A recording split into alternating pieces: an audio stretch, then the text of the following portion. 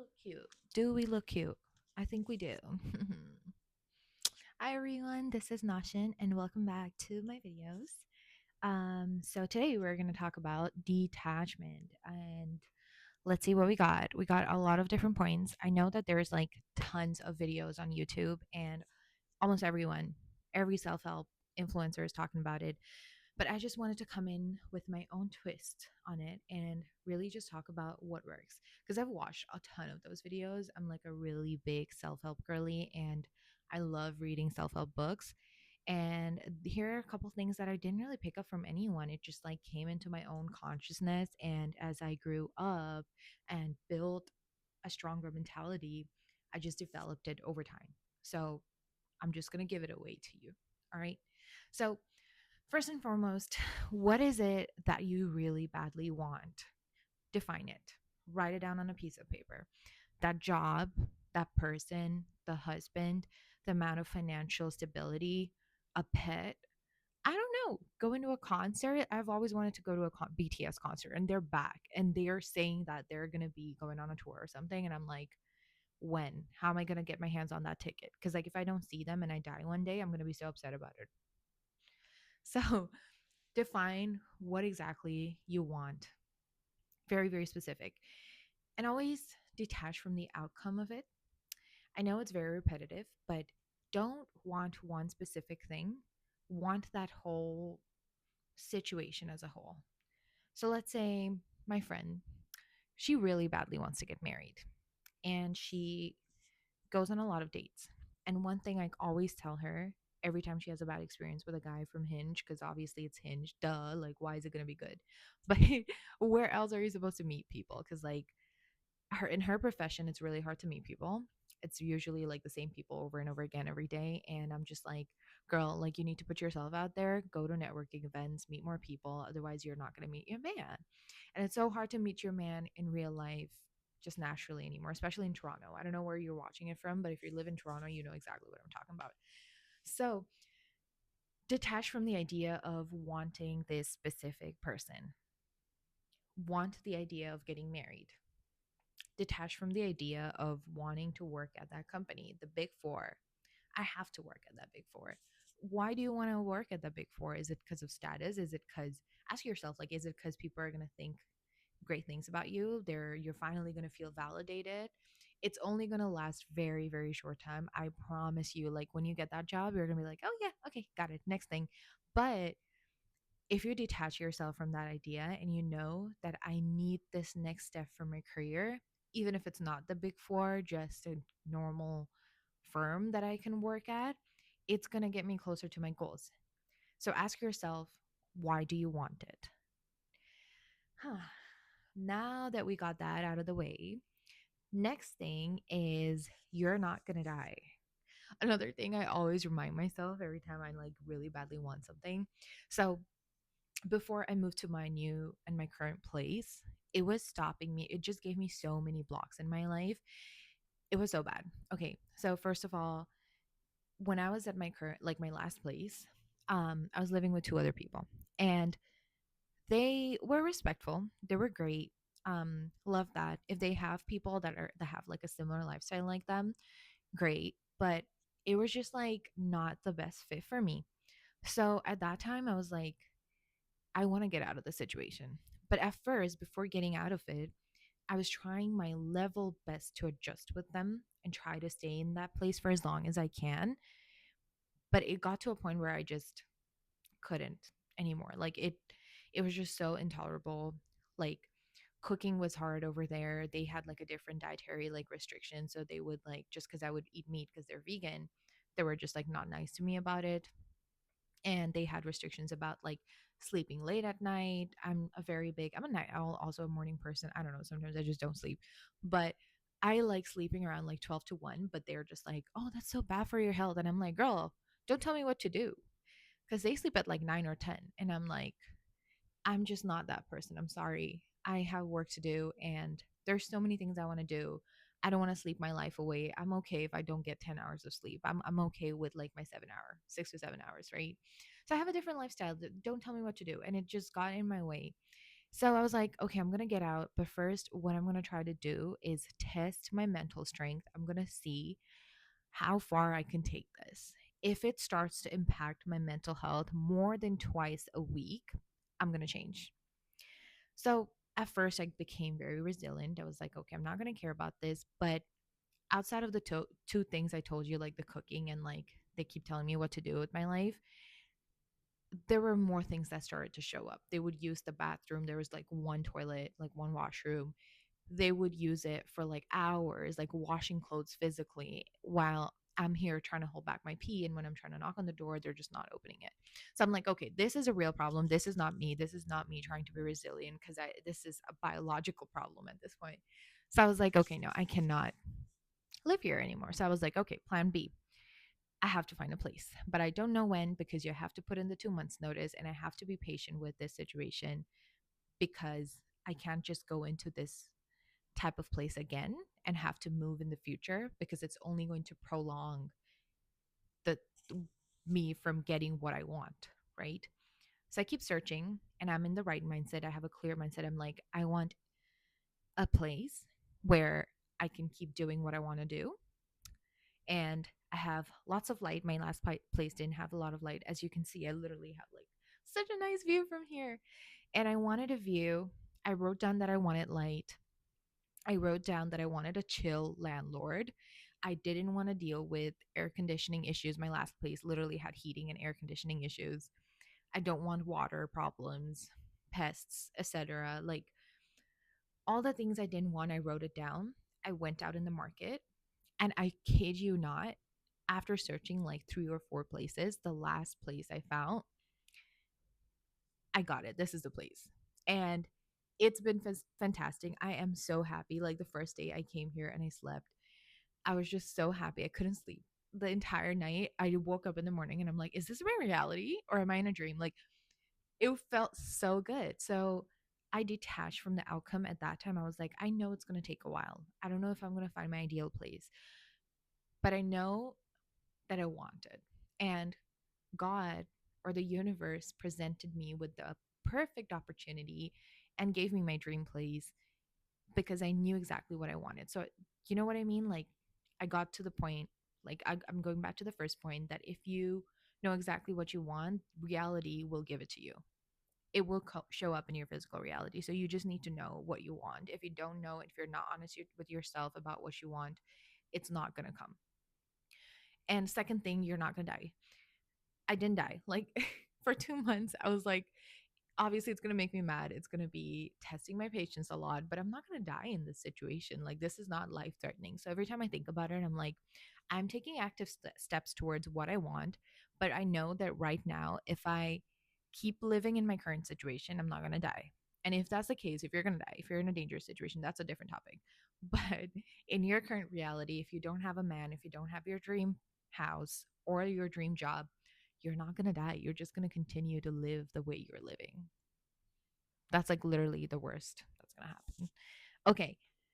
Next thing, keep working towards it without expectation. I think I've already covered a big chunk of it, but keep working towards it without any expectation of when you're going to receive it. Leave it on the universe. God or universe has its way to give you what you truly want if you want it bad enough. If you want something really badly, you're going to make it happen. You just need to know that you're going to get it, trust it, and you'll find it. Trust me on this, okay?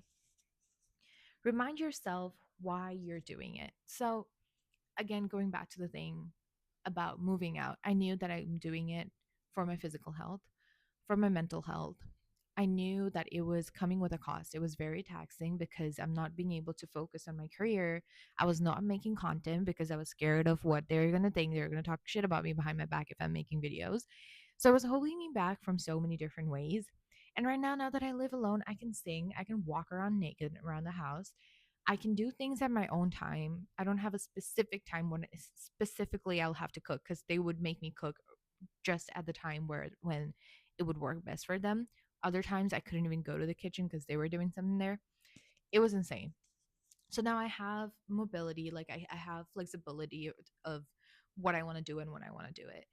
And I also live in a very safe neighborhood with everything very close by. So I'm like, I kind of calculated the cost to benefit ratio, and I realized that the benefit was a lot higher than the cost of it, which was the expense. Which is, this place is not cheap. Obviously, it comes with an expense, but I knew that the benefit was so much of value and I needed that so much that I was okay to work towards it. And that's why I tell you, remind yourself why you're doing it. Every time you remind yourself, even if you fail, it's not going to hurt as much because you're like, okay, next thing. You go out on a date with a guy and then you fail. You're like, this is absolute garbage. Like, this guy's treating me like shit. Or, I don't know, he doesn't meet your expectations. He's not the height that you want. He does not have that specific hair, the vibes to him. Don't get upset. There is a guy out there that you want and who fits exactly your expectations. You just have to go through the very strenuous process of trial and error until you meet that one specific person. And I've also seen that in terms of friendships. I've gone through so many friendship changes over the last 3 years. I cannot even explain. I've had so many different friends. I've had people in university working, not doing anything, like literally no job, no studying, nothing. And then I also have friends that are like doing really, really well. Like they're in an executive position at the age of like 29, you know. And when I talk to all these people, I'm getting so much more perspective on A, what I want in a friendship, how I want people to treat me in a friendship, B, what kind of people have mindset that relates to me and how much mindset is important to me. Because before I was like, as long as you're with me, I'm good, girl. Like, I just want friends. But now I have standards. Now I have expectations for the way they treat me, if they make time for me, if they're consistent, if they text me first. Because if they're not, if I'm the only person texting you first, I don't want that shit, right? If I'm the only one making plans, I don't want you because I would much rather do things that would get me the bag, that would make me a happy person. And I'm learning to be happy by myself. I'm actually happy by myself most of the time. Yeah. So why would I trade my time with you if I'm not enjoying it, if I'm not feeling valued and loved the way I'm giving you? So show up as the person that you want in your life. Have that expectation and you will get it. Okay. It's the end goal, not that one thing in specific. So if you're working towards something, always remind yourself that it's the end goal. It's not that one specific thing, that one specific girl that you want to be friends with. You want something very, very specific, then your options in life will be very restricted. You know what I mean? So let's say a couple years ago, I always wanted like a girl group. I've always wanted like it will be a group of 5 people and we absolutely love each other. We're going to go on trips. We're going to go to Mexico. We will never need men again. We will never like have any life problems, right? But it never came to a point where I've had a specific group because every time I attempted that, somehow it would always fall apart because obviously people have different priorities, different personalities, background, story of their life. And it's really hard to tolerate and love someone unconditionally when you're an adult. Um, and even if you want that, even if you're capable of that, one out of those 5 people are probably not going to keep up with that. And then the group somehow fell apart. But I know that there are successful girl groups out there, which is amazing. Love that for them. But a lot of times I've seen that those were like really long term friendships, like from high school. But I just don't have that like long term friendship from high school. I've just met different people in different stages of my life, and I'm friends with them still. That's how it worked for me.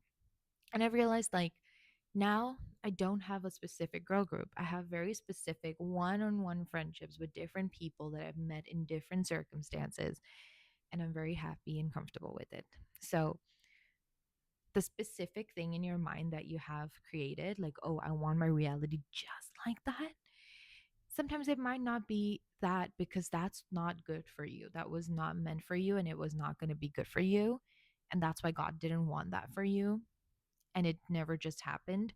So if you're attaching yourself again to something specific, it will not come into your reality because it's probably not good for you. It will come in different shapes and forms which are better for you, but you need to be able to acknowledge it and be grateful for it, right? So, yeah, those were my specific tips on how to detach from something. Now, there are other things. Like for me right now, I want to reach a goal of saving $100,000, right? And never worry about money again, because when you're working in the corporate space, not even like in the corporate space, just like in any industry, there's just so much like layovers going on. There's like the white collar bloodbath going on right now in America, and it's everywhere. It's everywhere. You just don't know. Everything is so unpredictable these days that we all want financial stability. Again, this is one of those things that are out of our control. But the only thing that is within my control, this is like stoicism or a stoic mentality. I'm really into that kind of stuff, is that what I can do, what are the steps I can take in the present in order to avoid a massive destruction in the future? And if that destruction happens, what do I do? What is my plan B? How do I operate in that situation, right? First things first was build an emergency fund. I know even building that takes time. It's not going to happen overnight because, especially when you're starting out in your career, you're probably not making that much money where you can like save 50% of your income, obviously, because you need to make ends meet. But what you can do is work towards that goal. Find extra jobs if you need to, if that's a possibility, if that's something that can be added to your plate. Um, and maybe let that next big thing slide, like that next big purchase that you really badly want. There's a very specific type of wristwatch like that I want, and I've been wanting that for a while now, for almost like 2 years, and I promised myself I'll get it after I graduate. um I never did, and that's fine because my priorities for other things were a lot bigger than that one, and I know that it's written in me, like it's written in my fate. I will get it, and I will buy that for myself at some point in life, but it's just not right now because I have different priorities. So being able to build that mindset where you can talk about priorities in your mind and be comfortable with it and not feel like, oh my gosh, why am I so broke? Why can I not buy a house right now? Like that will save you so much pain, because like just don't be so hard on yourself. You're young, and a lot of times I feel the pressure. I used to feel the pressure from society, from my parents, um, that get married, find a person. When are you going to find a person? You're 25. Why do you not have your person, right? And obviously that external pressure is there, but and I see a lot of my female friends also face that, and they're a lot so some of them are a lot young older than me, and I just keep reminding that there are so many things that I am grateful for and I can be grateful for that people completely overlook and go to that chapter that you're not successful because you're still not married or you still don't have a boyfriend. So you were not picked out of that market because there's probably something wrong with you. I don't know. There's just so many things in society. I don't know why people think like that, but I just don't. You get to choose what you think about yourself and your plans and your fate and what's working for you right now and what's not. And you don't get to let, and you shouldn't let other people choose and pick that for you. If other people are constantly picking and choosing and impacting the way you think about your life and yourself, then it's just going to be exhausting. So if anything you want and you're attached to that, and it's because what other people will think of you, then you have to do something about your mentality. Like you have to work on your mindset in order to come out of it. So that's another extra or bonus thing that you can do about your detachment journey. That think about whether you're doing it for yourself or other people. Like truly, genuinely be honest about it. Like, are you really doing this because you want that, or are you doing it because someone else expects you to do it? Like your family, your friends? Is it like an external factor, or is it a little bit of both? Even if it's a little bit of both, still give yourself grace period that like let me take one day at a time. Let me take one thing at a time. And if I truly badly want that, and if it's the best thing for me, it will come to me. And I trust the universe and I trust the process. So, yeah, I just hope that this video is helpful for some people out there that are currently going through something and feel super, super attached. I know that it's hard, but time heals everything. Time helps everything. Just keep working towards your goal and don't forget to be proud of yourself. And yeah, I'll keep the video until this one, and I'll see you on my next video. Bye.